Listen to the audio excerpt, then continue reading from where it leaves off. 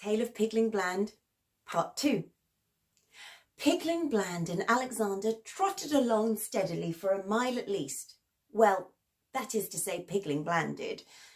Alexander made the road half as long again by skipping from side to side. He danced around his brother and pinched him, singing, "This little pig went to market, this little pig stayed at home, this little pig had meat. Ooh, let's see what they've given us for dinner, Pigling." Not wanting to, but because he loved his brother, Pigling sat down with Alexander and they untied their bundles. Alexander gobbled his dinner up in no time. He'd already eaten all of his peppermints. "Give me one of yours, Pigling." "Well, I wish to preserve them for emergencies," said Pigling Bland doubtfully. Alexander giggled and squealed in laughter. Wee, wee, wee, wee, wee. And then he took the pin that had been fastening his pig papers and pricked Pigling with it. Pigling pushed his hand away and Alexander dropped the pin, and then he tried to take Pigling's pin and the papers got all mixed up. Pigling Bland reproved Alexander, but presently they made it up again and they trotted away together and they were singing, "Tom, Tom, the piper's son, stole a pig and away he'd run. But all the tune that he could play was over the hills and far away." They trailed off as they'd forgotten the rest of the song. "What's that, sirs? Stole a pig? Where are your licenses?" They'd run against a policeman around a corner. Pigling Bland pulled out his paper. Alexander, after fumbling, handed over something scrumply. "What's this? 2.5 conversation sweeties and the farthings? This ain't a licence." Alexander's nose lengthened visibly. He'd lost it. "I had one. Indeed I had, Mr. Policeman."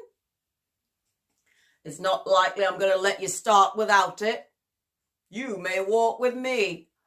"Oh, can I come back with you too?" inquired Pigling Bland. "I see no reason, young sir. Your paper's all right." Pigling Bland didn't like to go on alone, and it was beginning to rain, but it was unwise to argue with the policeman. So he gave his brother Alexander a peppermint and watched him as Alexander and the policeman walked out of sight. Well, to conclude the adventures of Alexander and the policeman sauntered up to the house at about tea time. And by that point, Alexander was a little bit damp, but he did fairly well in the neighbourhood, eventually, when he'd settled down. Pigling Bland went on dejectedly. He came to a crossroads and a signpost. To Market Town 5 miles. Over the hills 4 miles. To Pettitoes Farm 3 miles. Pigling Bland was shocked. There was little hope of sleeping in Market Town, and tomorrow was the hiring fair. It was deplorable how much time had been wasted by the frivolity of Alexander.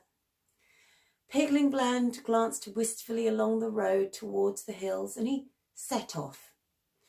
He walked obediently the other way and he buttoned his coat up against the rain. He never wanted to go, and the idea of standing by himself in a crowded market to be stared at and pushed and then hired by some big, strange farmer was very disagreeable. "I wish I could have a little garden and grow potatoes," said Pigling Bland to himself. He put a cold hand into his pocket. He felt his paper. And he put his other hand into another pocket and felt another paper. It was Alexander's. Pigling squealed in delight and ran back frantically, hoping to find Alexander and the policeman. But he took a wrong turn, and then many wrong turns, and then he became quite lost. It grew dark. The wind whistled. The trees creaked and groaned. Pigling Bland became frightened and cried, "Wee, wee, wee! I can't find my way home." After an hour of wandering, he got out of the woods. The moon shone through the clouds, and Pigling Bland saw a country that was new to him.